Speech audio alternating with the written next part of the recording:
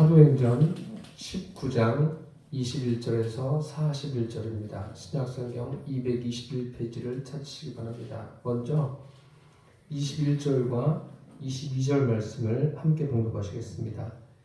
이 일이 있은 후에 바울이 마게도냐와 아가야를 거쳐 예루살렘에 가기로 작정하여 이르되 내가 거기 갔다가 후에 로마도 보아야 하리라 하고 자기를 돕는 사람 중에서 디모데와 에라스도 두 사람을 마게도냐로 보내고 자기는 아시아에 얼마 동안 더 있으니라. 아멘. 우리가 성경을 바로 이해하려면 성경 66권이 하나님의 말씀이라는 것을 믿어야 됩니다. 그리고 하나님의 말씀이면 그 말씀 안에는 통일성이 있다는 것도 아셔야 됩니다. 그래서 이 성경을 바로 보고 잘 이해하려면 성경적인 원리를 알아야 됩니다.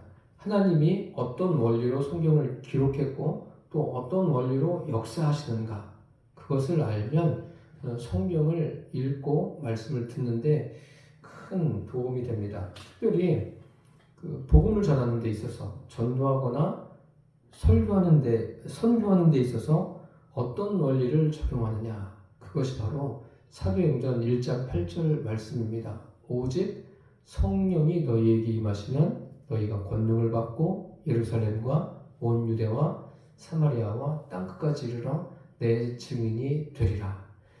다 중요한 말씀입니다만 성령이 임하시면 되는 거예요. 성령이 임하는 게 중요합니다. 이게 짧지만 이 사도행전 1장 8절이 사도행전 전체를 이해하고 풀어가는데 굉장히 핵심적인 말씀입니다. 오늘 본문 말씀도 그렇습니다. 짧지만 역시 사도행전 1장 8절의 원리로 보면은 아주 명확한 말씀이라는 것을 알 수 있습니다. 21절에 보니까 이 일이 있은 후에 바울이 마게도냐와 아가야를 거쳐 예루살렘에 가기로 작정하여 이르되 내가 거기 갔다가 후에 로마도 보아야 하리라. 지금 본문에 보면 이 일이 있은 후에라고 되어 있습니다. 이것은 바로 앞에 일어난 사건들을 말하겠죠.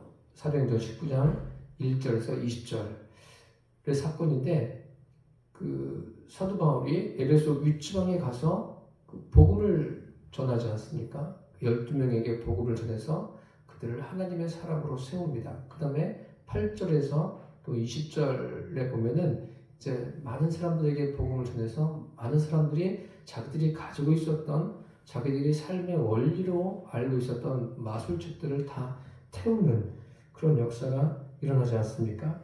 이렇게 이러한 일들을 보면 하나님께서 바울을 통해서 무엇을 하고자 하는가, 그것을 알 수 있습니다. 이러한 일이 있은 후에 바울이 어떤 계획을 세웁니까? 마게도냐와 아가야를 거쳐서 예루살렘에 가기로 계획을 세웁니다. 그리고 예루살렘에 갔다가 이제 로마도 가야 하리라, 그런 보아야 하리라, 그런 결심을 하고 있지 않습니까?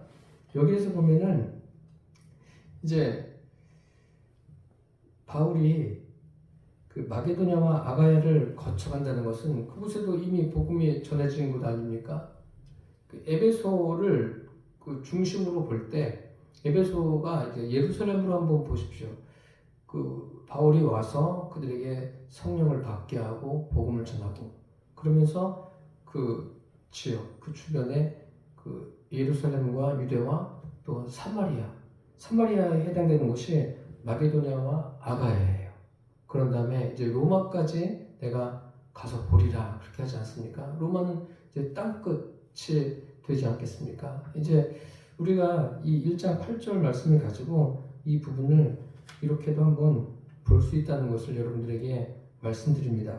어쨌든 그 사도 바울이 오직 성령에 이끌려서 복음을 전하는데 자기가 어떤 그 의지를 가지고만 하는 것이 아니라 성령의 인도를 받는 거예요. 성령으로 거듭난 사람으로서 복음을 전하고 있는 거예요. 저와 여러분도 다 성령으로 거듭난 사람 아닙니까? 그렇다면 우리 각자가 자신에게 물어봐야 돼요. 무엇을 물어봐야 되냐면 그 구원받지 않은 사람에 대해서 나는 어떠한 마음을 가지고 있는가? 그것을 한번 나 자신에게 물어보기를 바랍니다. 그 요한복음 4장에 보면 그 수가성 우물가의 여인이 물을 들어왔다가 예수님과 대화하면서 예수님을 메시아로 알지 않습니까? 그래서 물 뜨는 것도 다 잊어버리고 접어두고 마을로 내려가서 와 보라, 자기의 모든 과거를 아는 이분 메시아가 아니냐, 그리스도 아니냐, 이렇게 된 것 아닙니까? 예수님을 만나면 이렇게 복음을 전하십시오 해서 전해지는 것이 아니라 성령님께서 역사하시는 거예요. 전해지도록 역사하시는 거예요. 우리 안에 성령님이 계신 것을 우리가 믿습니다. 그렇다면 내가 의지를 가지고 복음을 전해야지 이런 마음도 생기겠지만 그런 마음을 주시는 분도 성령님이시고 그것을 실행하게 하시는 분도 성령 하나님이라는 것을 여러분 잊지 않기를 바랍니다. 그래서 내 안에 계신 성령님을 항상 의식하라고 하는 이유는 이 복음전도 차원에 있어서 그 성령으로 인해서 내 삶을 통해서 그 성령님을 전하는 거예요. 그것이 참 중요합니다. 그래서 이렇게 복음을 전하는 데 있어서 우리가 생각해 봐야 될 게 뭐냐면 내 자신이 정말 성령으로 거듭났는가, 그리고 거듭났으면 나는 그 예수님을 영접하지 않은 분들에 대해서 어떤 마음을 가지고 있는가, 이 두 가지 마음을 우리가 생각해 봐야 돼요. 예수 믿지 않는 분들에 대해서 전혀 관심이 없다. 그것은 좀 문제가 있겠죠. 그럼 우리는 어떤 관심을 가져야 됩니까? 물론 직접 가서 복음을 전하는 것도 필요하겠지만 가장 1차적으로 중요한 게 그 사람을 위해서 기도해야 됩니다. 기도하는 것을 쉬지 마십시오. 어떤 일이 있어도 믿지 않는 가장 가까이 있는 사람들을 전도하기 위해서 그들을 위해서 힘을 다해 주님 앞에 기도하시기를 바랍니다. 기도하시면 주님께서 반드시 그 사람을 구원의 길로 이끄십니다. 물론 시간이 걸립니다. 시간 역시 다 개인마다 달라요. 어떤 사람은 일찍 나오는 사람이 있고 어떤 사람은 시간이 참 오래 걸리는 사람들이 있어요. 그런데 그 일도 주님이 하신다는 것을 잊지 않기를 바랍니다. 그것을 알고 있는 사도 바울은 이제 지금 3차 전도여행의 출발점에 있지 않습니까? 3차 전도여행을 시작했어요. 오늘 이 아시아 에베소에서 이제 복음을 전하고 있습니다. 이제 3차 전도여행을 구체적으로 바울이 이야기하고 있습니다. 마게도냐와 아가야를 거쳐서 예루살렘에 가고 거기서 끝나는 것이 아니라 이제 예루살렘에서 로마도 내가 보리라. 로마도 간다는 이야기 아닙니까?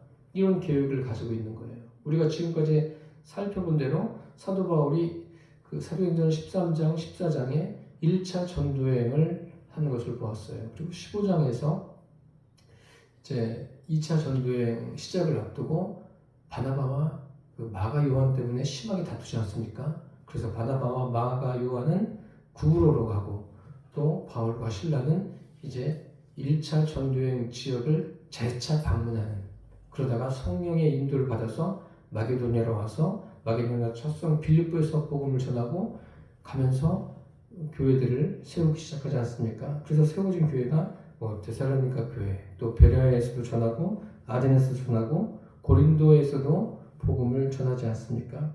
여기까지가 이제 2차 전도여행이에요. 이제 3차 전도여행이 오늘 이 사도행전 19장부터 시작이 된 거 아닙니까? 그리고 21절에는 구체적으로 이렇게 하겠다. 이러한 지역을 다시 방문하겠다. 그리고 방문해서 사람들을, 그 믿음의 사람들을 다시 세우고 믿지 않는 사람들을 또 주님께로 이끌겠다. 이런 마음을 바울이 갖고 이제 시작을 합니다. 그리고 로마까지 내가 가야 되겠다. 참 이것이 기가 막히지 않습니까? 뭐가 기가 막히냐면 로마까지 가는 것도 바울이 이런 이야기를 했지만 이것을 인도하시는 분이 성령 하나님이시라는 것을 앞으로 사도행전을 쭉 살펴보면 우리가 알게 됩니다.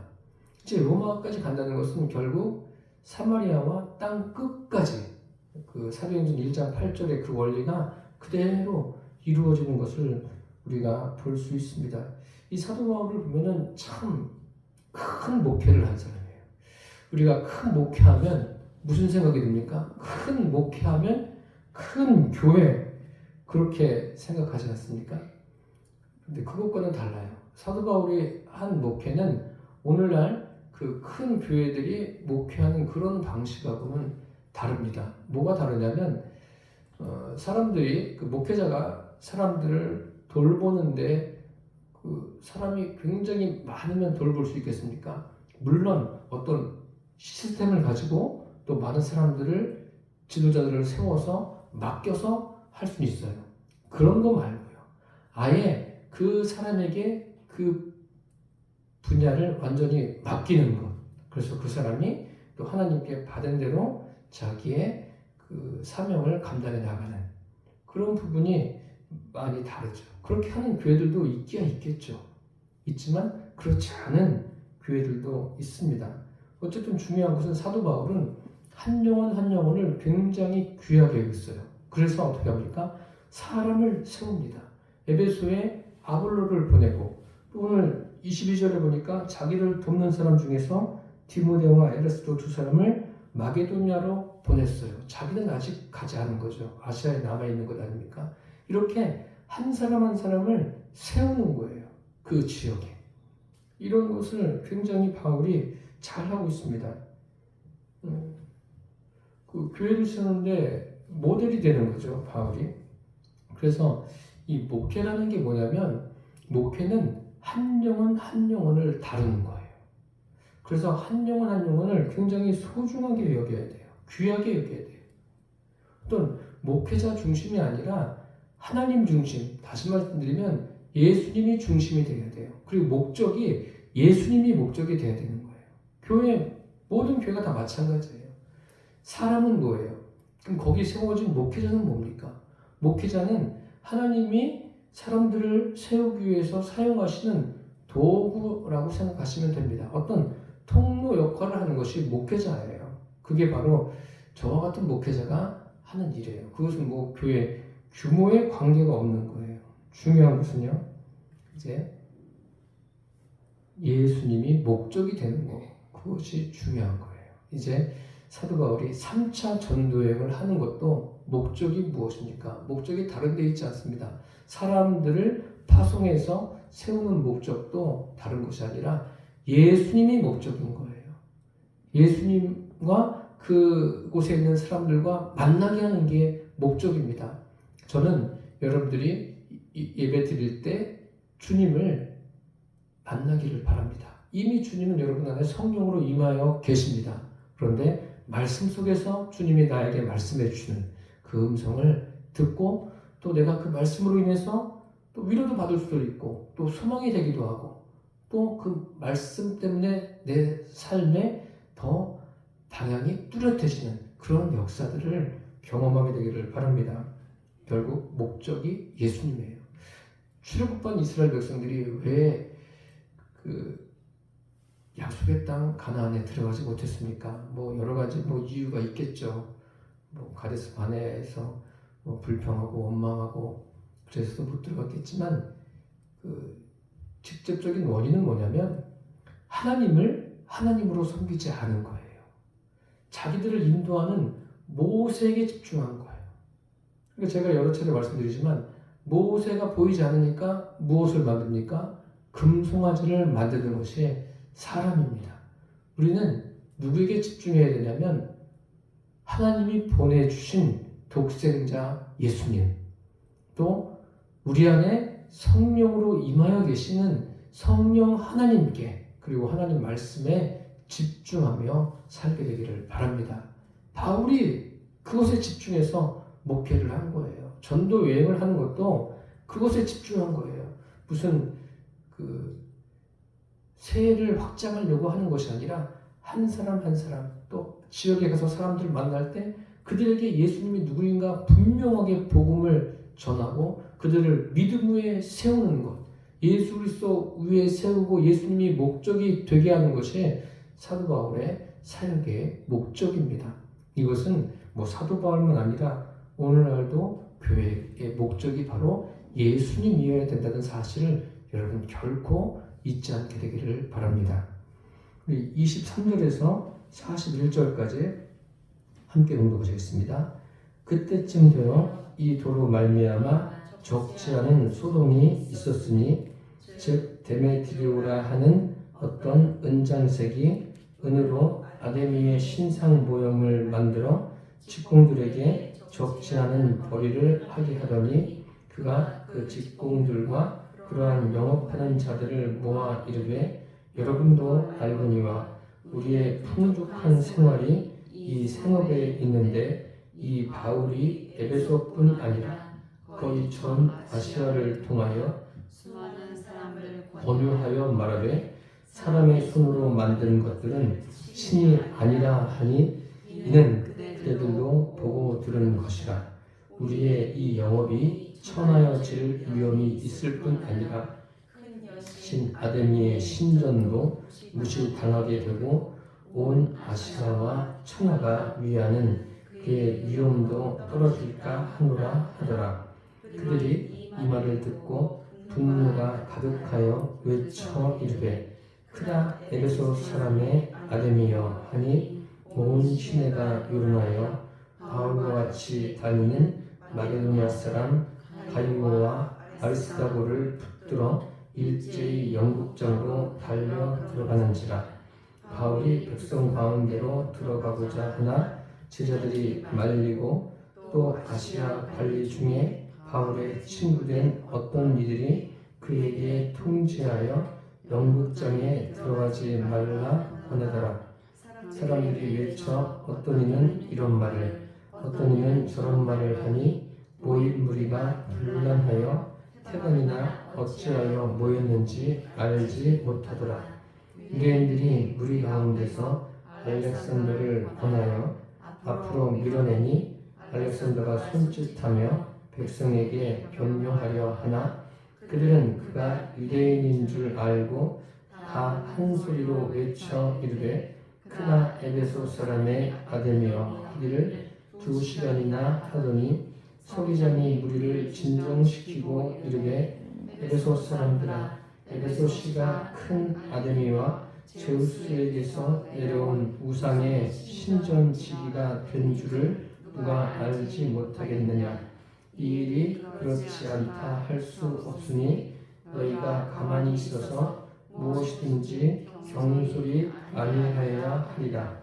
신전의 물건을 도둑질지도 아니하였고 우리 여신을 비방하지도 아니한 이 사람들을 너희가 붙잡아 왔으니 만일 데메드리오와 그와 함께 있는 직공들이 누구에게 고발할 것이 있으면 재판날도 있고 총독들도 있으니 피차 고소할 것이요 만일 그 외에 무엇을 원하면 정식으로 민회에서 결정할지라. 오늘 아무 까닭도 없는 이 일에 우리가 소요 사건으로 책망받을 위험이 있고 우리는 이 불법 집회에 관하여 보고할 자료가 없다 하고 이에 그 모임을 흩어지게 하니라. 아멘. 본문에 보시면 사도 바울이 에베소에 있는데 문제가 생겼습니다. 무슨 문제냐면 그 데메드리오라는 사람이 이제 은으로 우상을 만드는 사람이에요. 우상을 만드는데 그 우상이 뭐 큰 우상도 만들겠지만 대부분 작은 우상들을 만드는 거예요. 데메드리오가 그 우상을 만들어서 그 아데미 신이라고 불리는 거죠.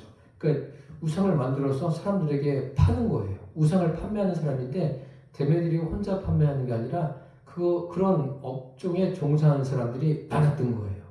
많았는데 바울은 그게 뭐라고 말합니까? 그것은 우상이라고 말하는 거죠. 신이 아니다 라고 말하니까 자기들의 수입에 타격을 입게 되니까 이제 데메드리오가 사람들을 선동해서 지금 시위를 하는 거예요. 그런 시위하는 내용이 오늘 본문에 기록되어 있습니다. 굉장히 사람들이 모여가지고 막 화가 났어요. 화가 나서 말하는 거예요.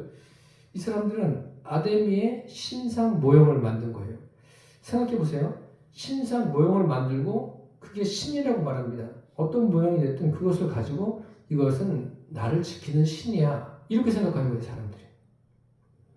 성경에도 이런 장면이 나오죠. 사사기 17장에 보면 미가라는 사람이 자기 어머니가 가지고 있는 은을 훔칩니다. 은 1,100을 훔쳐요. 그런데 나중에 발각돼서 어머니에게 갖다 주니까 어머니가 무엇을 하냐면 그 은으로 수호신을 만드는 거예요. 신을 만들어요. 어떤 형상화된 것을 만들어가지고 그것을 신이라고 이야기합니다. 여러분들도 그렇게 생각하지는 않으시겠죠. 어떤 사람들이 조각해서 만든 것을 신이라고 부르면 그것을 믿을 수 있겠습니까? 이것은 사람이 할 일이 아니라고 생각합니다. 사람이 어떤 존재입니까? 이것은 예수 믿는 사람이나 믿지 않는 사람이나 모두가 알고 있는 거예요. 사람은 만물의 영장이다. 이 피조물로 존재하는 것 중에 가장 우월한 게 누구예요? 사람입니다. 사람보다 우월한 것은 이 세상에 없어요. 그 성경에도 그렇게 나와 있지 않습니까? 사람은 하나님의 형상으로 지음받았어요. 하나님이 우주 만물을 창조하시고 사람에게 다스리고 지키라고 말씀하지 않으셨습니까? 사람은 참 굉장한 거예요. 굉장한 위치에 있는 거예요. 하나님하고는 다르지만 신하고는 다르죠. 다른데 이 땅에 존재하는 것으로 봐서는 존재하는 것들 중에는 사람이 굉장히 우월한 위치에 있는 거예요. 그런데 생각해 보십시오. 어떤 그런 사람이 물질적인 것에 그 물질적인 것을 신으로 여기거나 그것을 의지한다거나 그것에 경배하는 것 어떻게 생각하십니까? 이것은 참 어리석은 행동이라고 생각합니다. 물론 사람이 연약해서 무엇인가 의지하고 싶을 때 그런 것을 의지하는 그런 형상화된 것들, 조각해서 만든 것들을 의지할 수는 있습니다. 의지할 수 있는데 거기에 무슨 생명이 있습니까? 그게 무슨 신입니까? 한 가지 예로 제가 가끔 여러분들에게 말씀드리는 불교의 가르침이 뭐죠? 천상천하 유아독존. 이게 뭐예요? 천지간에 자기가 가장 존귀화되는 거예요. 그 부처가 존귀화되는 게 아니라 사람 그 자체, 그 사람 자체가 이 땅에서 가장 존귀화되는 거예요. 그런 가르침을 그들은 받아요. 받는데 거기에서도 제가 우리 교회에서 설교를 하듯이 어떤 그들 나름대로의 교리를 가르치지 않습니까? 설법을 해요.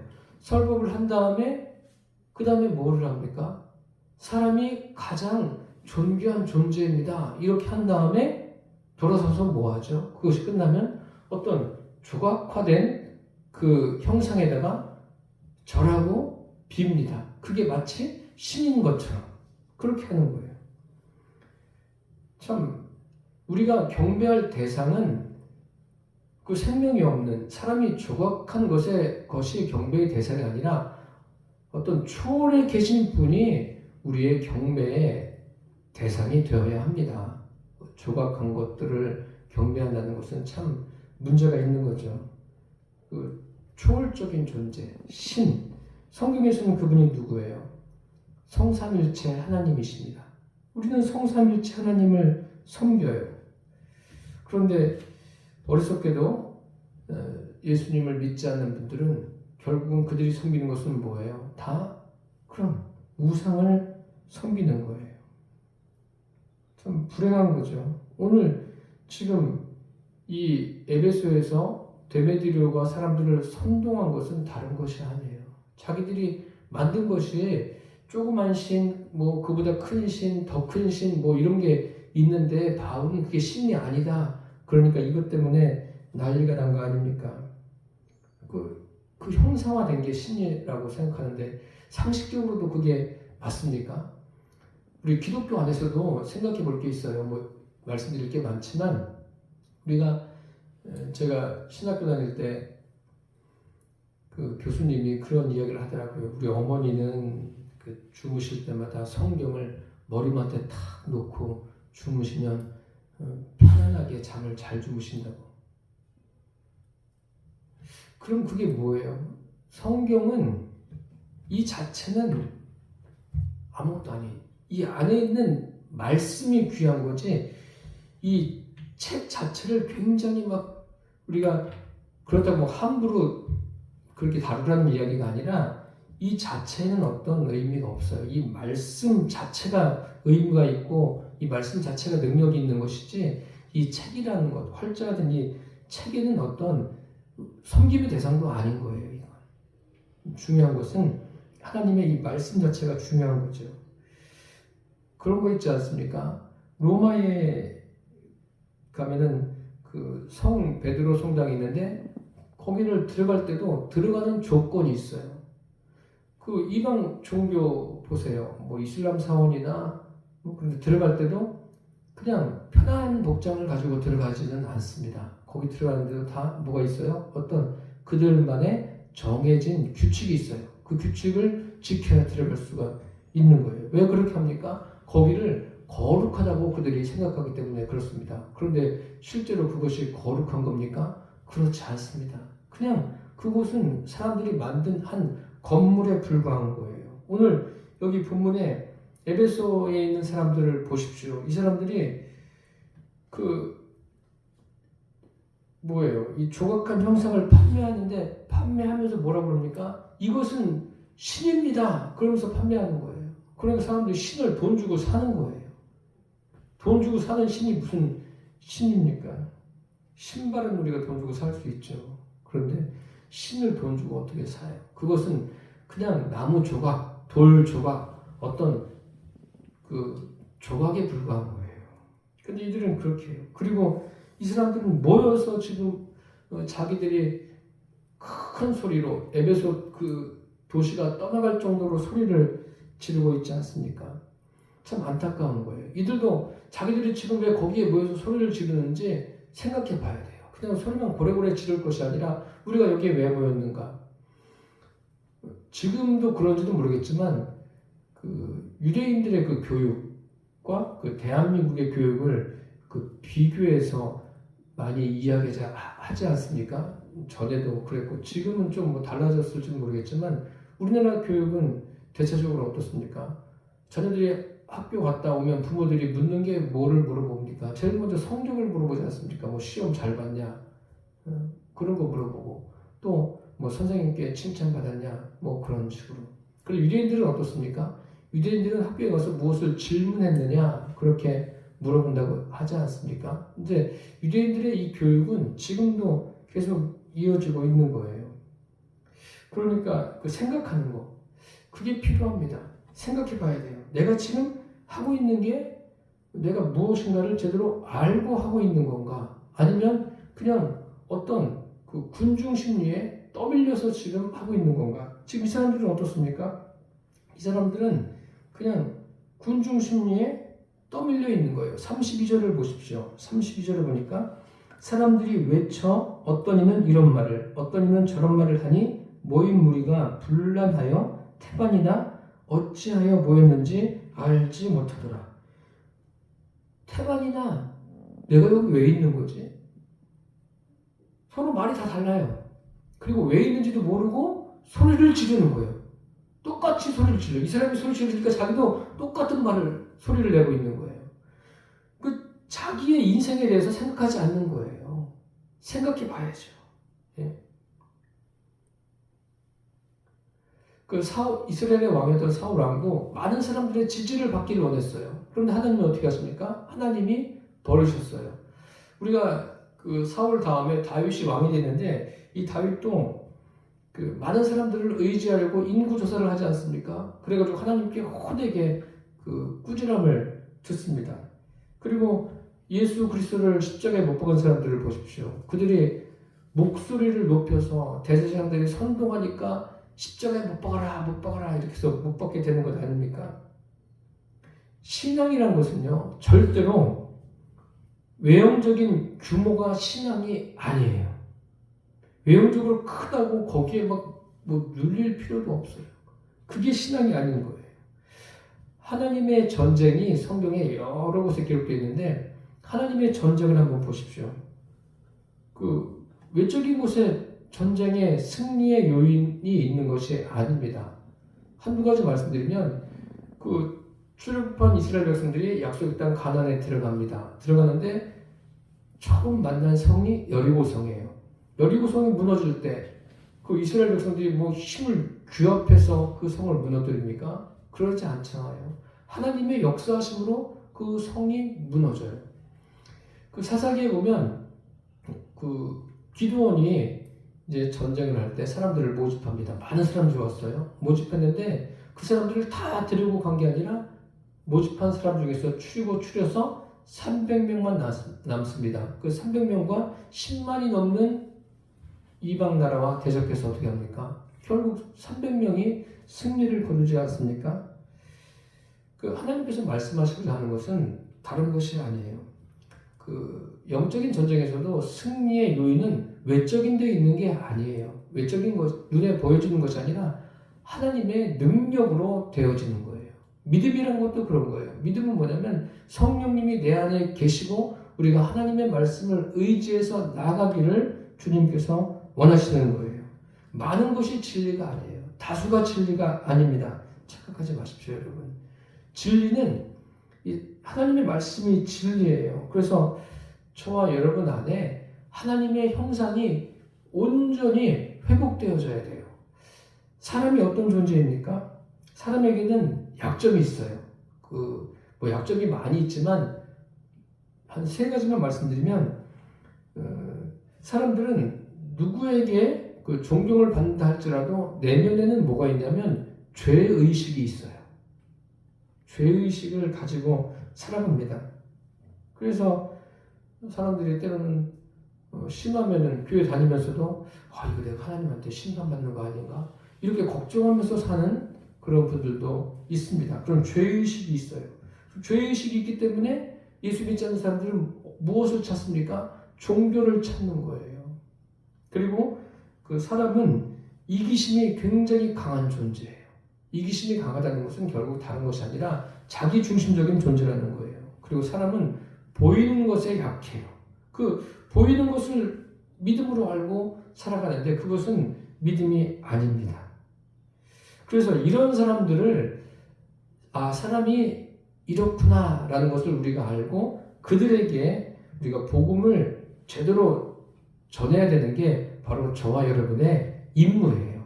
사명이라고 말씀드릴 수 있습니다. 그 사명을 지금 바울이 감당하고 있는 거예요. 감당하는데 그 바울이 복음을 전하는데 데메드리오를 비롯한 사람들이 지금 아주 난리가 난 것 아닙니까? 그런데 우리가 이런 사람들의 약점을 이용하면 안 돼요.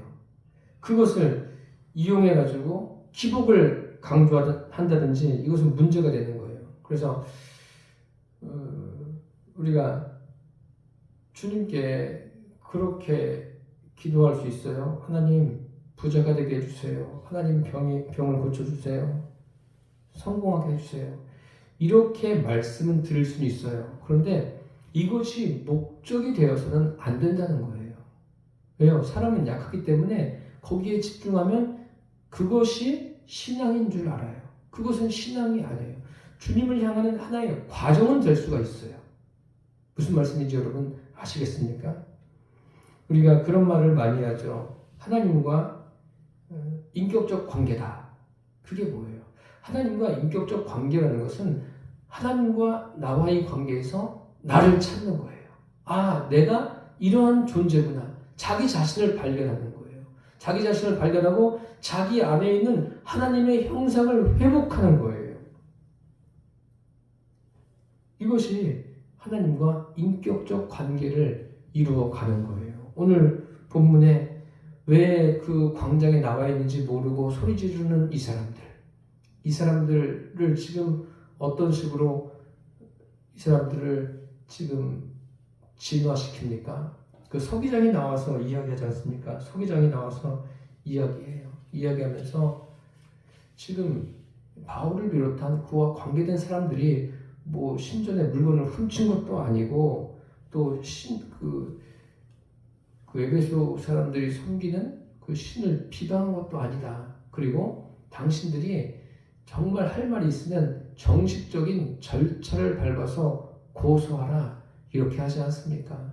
그러니까 이제 그 서기장으로 인해서 잠잠하게 된 거예요. 이런 일들을 통해서 우리가 잊지 말고 기억해야 될 것은 무엇이냐면 나의 인생은 다른 사람이 만들어주는 게 아니에요.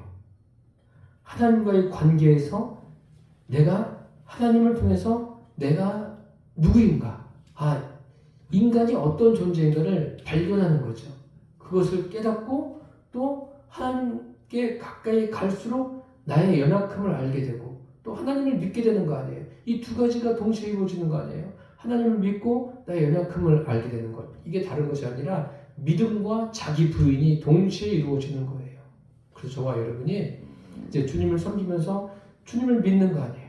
주님을 더 가까이 가십시오. 가면서 무엇이 이루어지는 겁니까? 자기 부인, 나를 부인하는 것이 이루어져야 돼요. 그것이 이루어지게 되면 이것이 조화를 이루면 시간이 갈수록 믿음이 더 성숙한 대로 나아갈 수가 있습니다.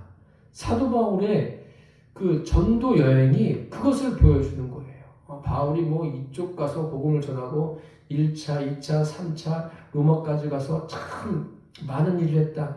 일한 것에 집중하지 마십시오. 바울 한 사람이 어떻게 변화되었고 그 사람이 무엇을 전했는지 다른 것이 아니에요. 주님을 믿는 믿음과 자기 부인이 이루어져서 이 전도 여행이 온전하게 이루어지고 마침내 로마까지 가서 복음을 전하게 되는 거예요. 바울만이 아니라 저와 여러분의 믿음도 이렇게 되기를 바랍니다.